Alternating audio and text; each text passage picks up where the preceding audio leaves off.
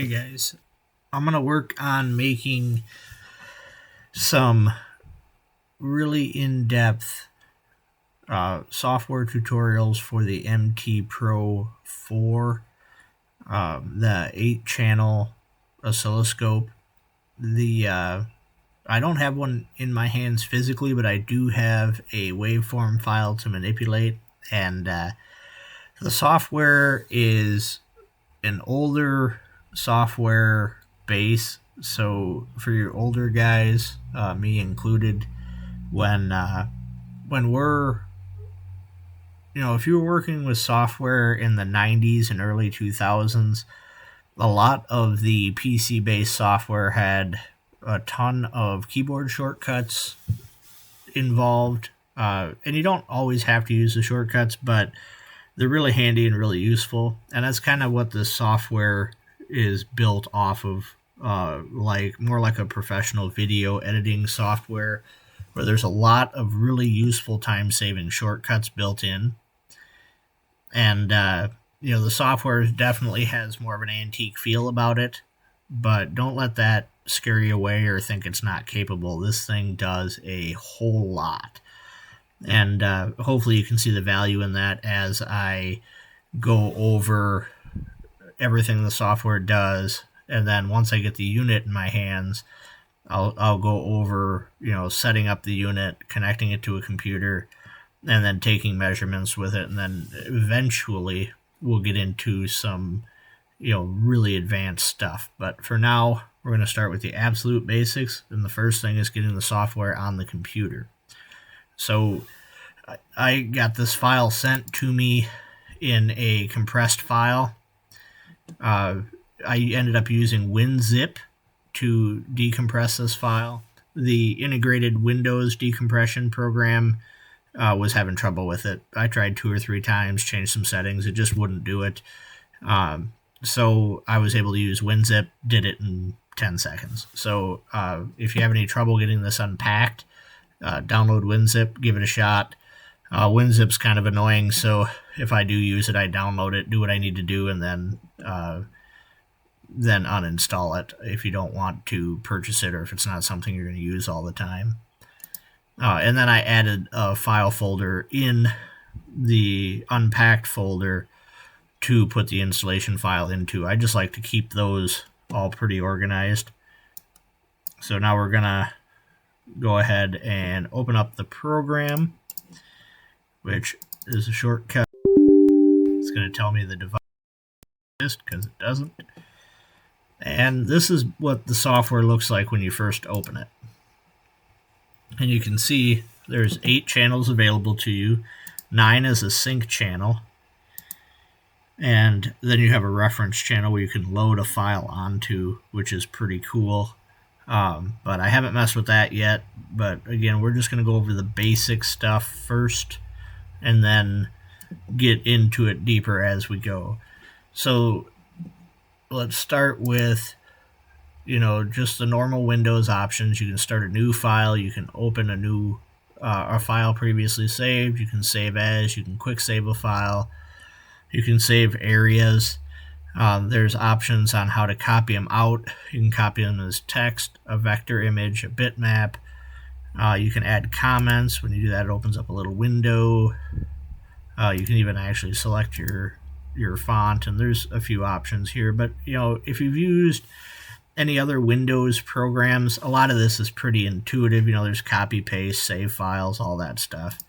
And what's nice is when you go back to here, all of your data is going to be saved. This is where your waveform file is going to be. There's an options. It gives you workspaces, and we'll get into that as we go. Your remarks is going to be your comments and stuff like that. This is originally a Russian or Ukrainian program, so it's not in English originally. So there is a little bit of translation issues, but it's not unusable. So just give it a chance if you're having trouble understanding things. The most important thing to know is every time you put your cursor on something in the lower left-hand side of the screen, it's going to tell you some tips. So you can see I go over the save icon. It says save measurements into file. You can do that with F4 or Control S. It's nice that it gives you the keyboard shortcuts because there's a whole lot of them and they're pretty handy. So it's definitely worth taking a little bit of time and understanding the keyboard shortcuts.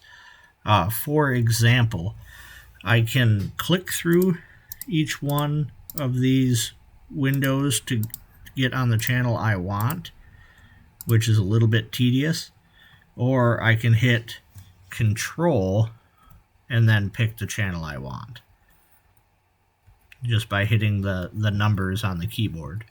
So you can see I go from 1 to 5 to 2 to 3 to 4 to 1. And say I want to turn channels off and select them, I can just hold Alt and then hit the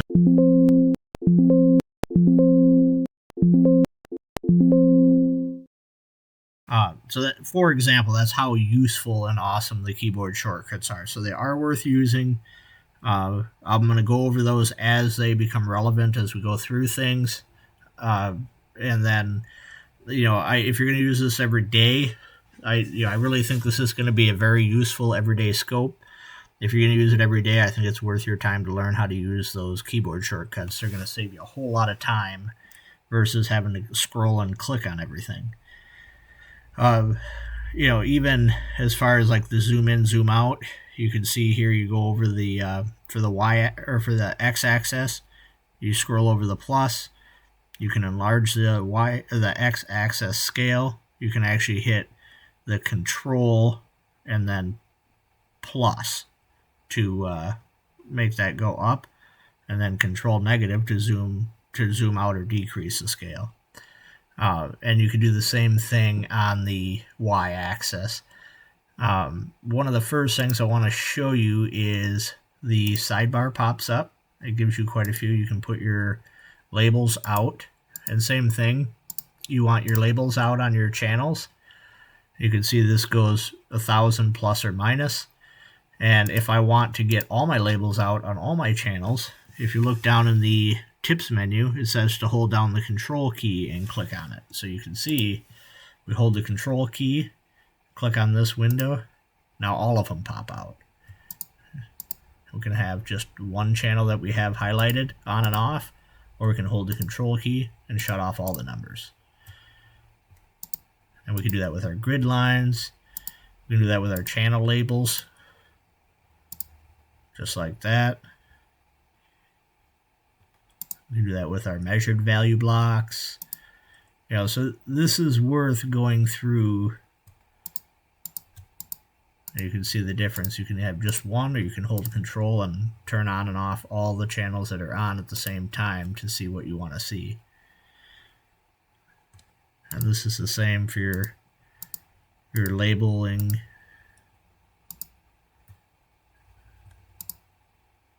And you can actually move all of your channels from one side to the other,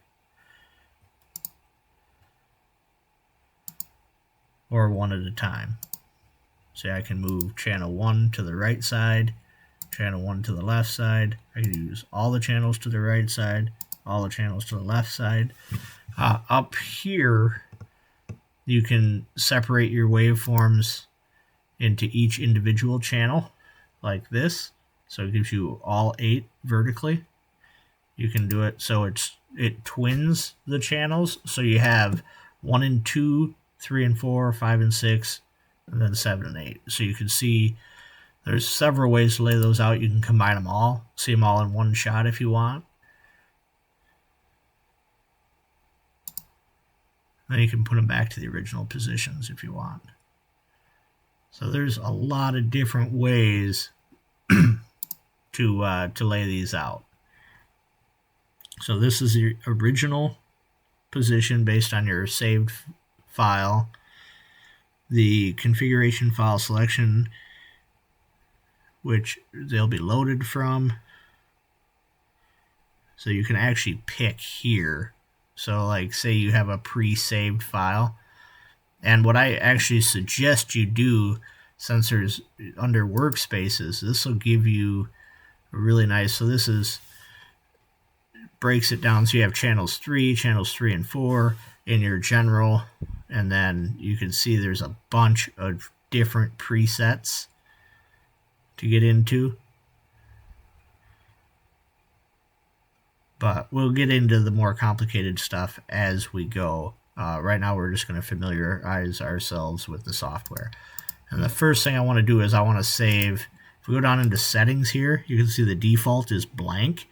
I want to save a default layout, and I like the way this is laid out to start with, so let's just save the default layout. So we're going to go to this save icon that saves current layout working spaces into file. So we're going to open that up, and we're just going to label it default and save it. And then we're going to go into our workspace settings, go to the default button here,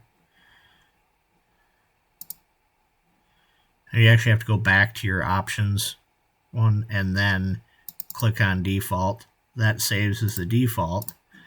So now, say we want to click on our classic secondary, you can see your saturation, misfires. You can set this up, and again, we'll get into the more complicated stuff as we go. But for now, I just want to familiarize you with the software. So you can see this opens into a separate window, and we can close that window, or we could bookmark it. We're just going to close it for now. And you can see it changed all our settings in the oscilloscope setting. Well, I don't like that. I want to fix it. So I'm going to go back to here, go to default, and it gets us back to our original settings. And again, it comes with the software fresh. There is no default. So you want to save your default or set up a default that you're going to be happy with, and then save it as a default setting so you can just easily get back to where you want. Because there is a whole lot of settings in this, it's worth taking a minute and doing that. So then for cars, it's pretty cool. You can just click on this little icon here, and it'll give you can add a vehicle, you can save vehicles, you can click on the little corner, it gives you general selection, you got your firing orders. These are very common firing orders. 1843657. So most of the common firing orders are here. You can see in the upper right hand, you have basically the same thing, and you can select what you want to be able to see here. You can select your crank gear, which is pretty cool. This is load, this is high RPM, this is idle, and this is cranking. So that's pretty cool that it does all that. And that if you take the time to set all this up, and again, if you don't know what anything is, you can just hover over it and it'll tell you in the lower left hand corner what you're looking at. It gives you a tip that'll kind of help you out. But you can put your engine displacement and CCs. You have gas or diesel. You have your firing order. You have your sync cylinder. This is the ignition timing setting, which you maybe won't use very often, but it's cool that they put it there. And then you have your cranking speed, your idle speed, and what they call load speed, and then your crank trigger wheel at the end. And there's some breakdown in there as to how to set up your crank trigger wheel. But again, we'll go over that later. We're just trying to familiarize ourselves with the software. So for now, we're just going to ignore that. So that's the vehicle setup up there if you're going to use that. And then we kind of went over, these are your zoom in on your y-axis on the sidebar here, and you can open that up and hide it by show. Shows you what to do here. And then the analysis is some of your presets, which is pretty cool. There's a cylinder balance test, which is awesome, and a cylinder comparison test, which is pretty cool. And then battery and alternator testings, vibration diagnostics, pressure transducer stuff, secondary analysis. Again, the settings, you can load different workspaces, you can change color palettes, there's a whole lot of stuff to do there. There is a user guide.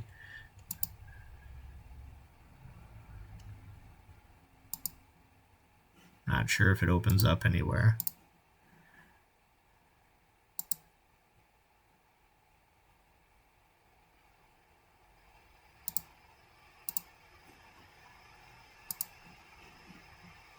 Yep, I don't think the guide actually goes anywhere. But okay, well, like I said, I haven't even clicked on the guide. I don't even know if the help goes anywhere. But but anyway, you go down to settings, under settings, and this is a majority of the general settings. The show tooltip, with that on, it tells you whatever it's telling you in the bottom left. It'll actually just have a floating window over what you are looking at.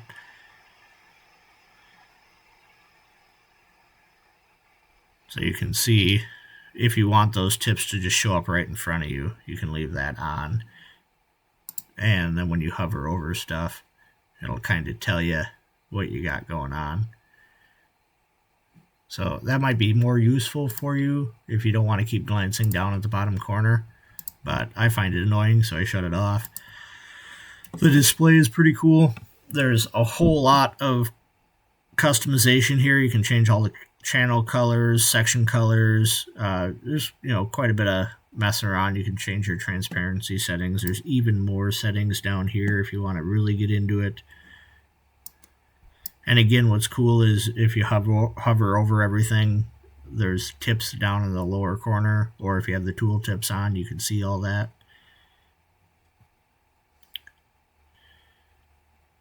So that's so those are all the settings. Then there's just the difference in the scope settings. I don't know what the activate controls focus feature.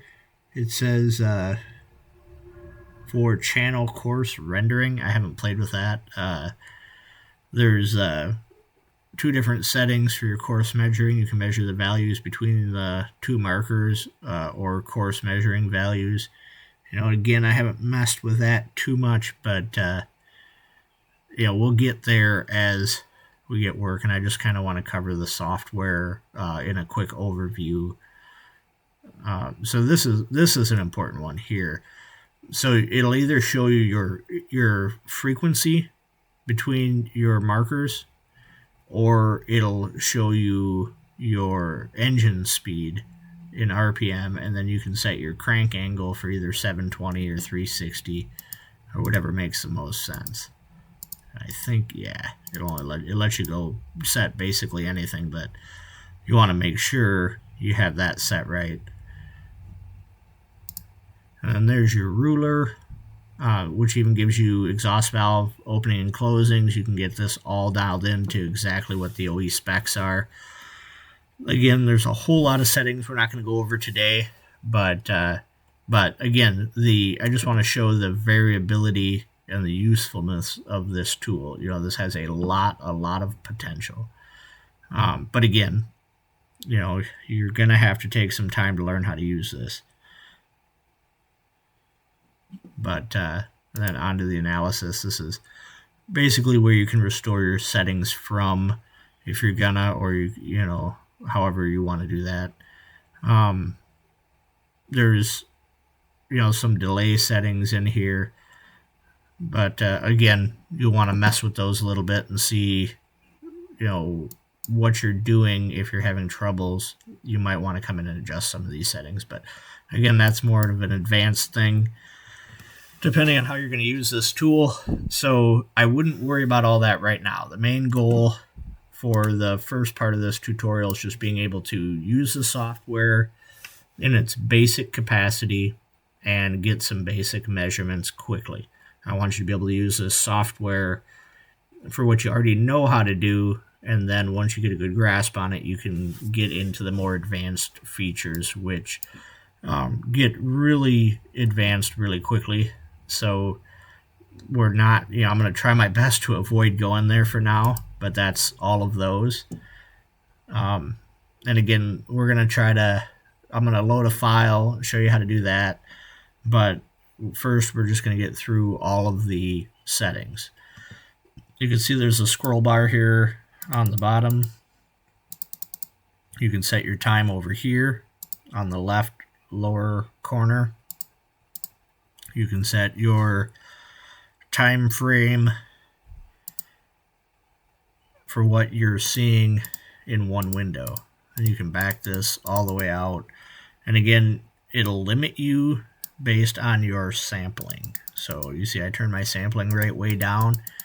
I can go out to 1,000 seconds.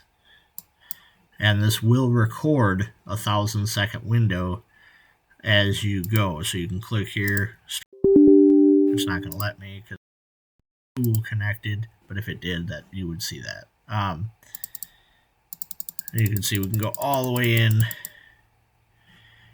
to about 100 milliseconds, and as we crank this up, we can go in further. So again, we're limited by our sampling, and our sampling is limited by the amount of channels we have open. And I'll demonstrate that here as I close some of the channels. So let's get rid of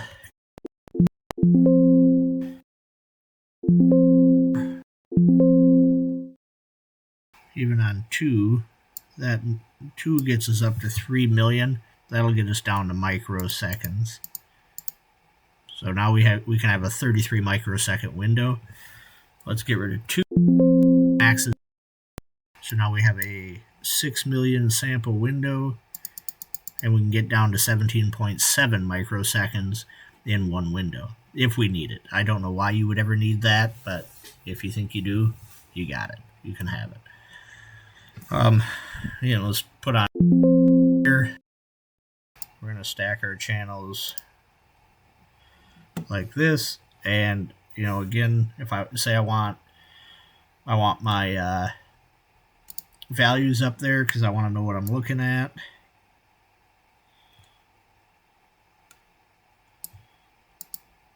I can adjust my voltage range. Say I want my voltage range. You can use the scroll wheel, which is a little bit tedious, or you can just click on it once and then use your up and down or left and right to change it, which is a little bit nicer. So let's set it for 20 volts because that's pretty standard measurement. We're going to hit Control 2, go to the next one. We're going to have to click on it. And we're going to get this down to 20 volts as well. And you know what? I want these both on the same side of the screen. So I'm going to come over here and say I'm back on channel 1. And I click to the left side of the screen. It's not going to do anything. I want it over there? Sure. But I want them both on the left side. So I'm going to hit Control and then click on this one and bring them both over there. And then if I want my labels up, I can have my channel labels up there. And I can actually come up here, right click on this, take the anchor off, and I can move this wherever I want. I can make it huge. So up and down is my font size, and in and out is obviously that. So I can have it this big if I want. And say I just want my number displayed. Get rid of the name. I can shrink the box way up. Put the name back. So I can get rid of both names. So hold Control, click name, both names go away. You can see the 2 is pretty little up there. You see the 2 is anchored, so you gotta right click on it, come down to anchor position, click on that, it deselects it. So I can make it huge, move it around. Say I want my channel 2 over here. Well, what's nice is when you are moving it, when you get it close to something, it kind of snaps into place. But it's cool that you can move these wherever you want. And you can actually, you could make them vertical or horizontal. So there's a lot of different things you can do. And again, everything you can do, you can pretty much do to all of them. So if I wanted them both vertical, you hold Control, do them both. Both horizontal, do that. You want the names back on, hold Control, go to name, names come back. And again, you can shrink that up. You can change the font by going up. Make it bigger by going down. You can shrink her right down. Move it over here. That one up there.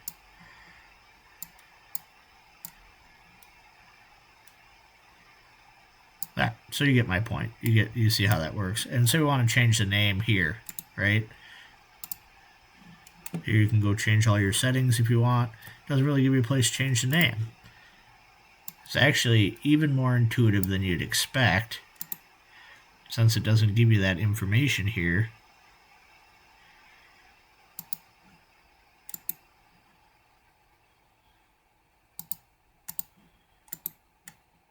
You have to go down to here, highlight it, and you can put, just a simple channel 2, right? Or you can put cam sensor.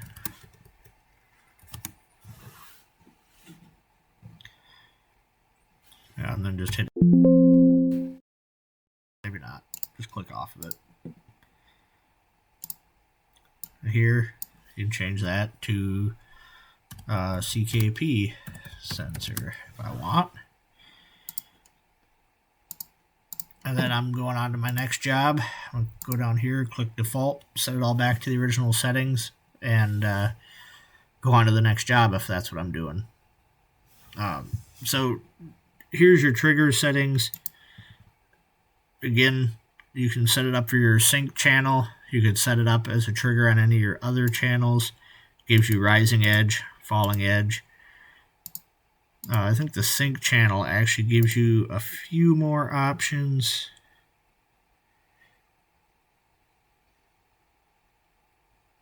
But again, without having the tool in my hands, I'm not going to demonstrate any of the trigger stuff because it all kind of has to be live to do that, and we're not going to mess with it. If you want to get rid of this whole menu altogether, you just click this bar, and that gets that menu hidden. Brings it back up. You could record a single capture. Here you can do a long capture. This says recorder mode. This is capture mode. Capture mode is going to record in frames, and you can see that over here on your right side, which is pretty, which is neat for like secondary ignition if you want to record frames or, a bunch of other stuff. Or, if you want to record more of like a tape record style that you'd be more used to seeing, you could do that. And then what happens is this bar shrinks and it doesn't save any frames. It saves it as one big buffer, which is pretty neat. And again, you can click on these, and that brings up your measured values in the upper left-hand corner. But I think that's pretty much all I could show you without a file. So let's open up a file, and we'll start the next video opening a file and starting to manipulate that. So I hope this helps you kind of get familiar with the software. There's a lot there. There's a little bit of self-study you're going to have to do with some of the shortcuts. I'm going to use them throughout the videos. So as you, as you get more familiar with the software and I'm getting into more in-depth things, I'm going to keep explaining the shortcuts as I use them so you can understand what I'm doing when you don't see me clicking on things. And I encourage you to get used to using the shortcuts if you're going to try to use this program, because I think it'll make it a lot nicer, and it'll take you less time to get through what you need to with it. So thanks for watching. I'm going to cut this one short here, and then the next video we'll load a file and do some waveform manipulation. So thanks for watching.